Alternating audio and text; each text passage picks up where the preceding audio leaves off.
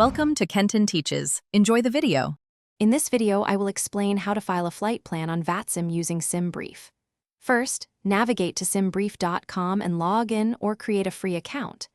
Input your departure and arrival airports, select your aircraft type, and specify your desired cruising altitude. Simbrief will then generate a comprehensive operational flight plan, or OFP, providing crucial details like your route, fuel requirements, and estimated flight time. This OFP is the foundation for your Vatsim flight. Once your Simbrief OFP is ready, you will need to extract the necessary information for your Vatsim flight plan. Focus on the flight plan section of your OFP. Carefully copy the entire route string, which includes all waypoints and airways.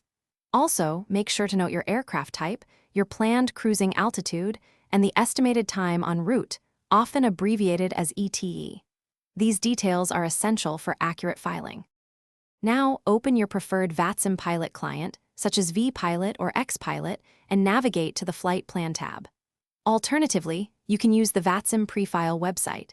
Paste the route string you copied from Simbrief directly into the route field. Fill in your call sign, aircraft type, cruising altitude, and the departure and arrival airports. Don't forget to input your estimated time en route and any important remarks for air traffic control.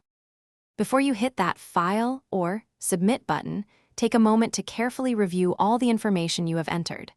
Double-check your call sign, route, and aircraft type to ensure everything is correct. Once submitted, your flight plan will be visible to air traffic controllers on Vatsim. Be prepared to receive instructions and clearances from controllers and enjoy your realistic virtual flight experience. Thanks for watching. Please subscribe if this video was helpful.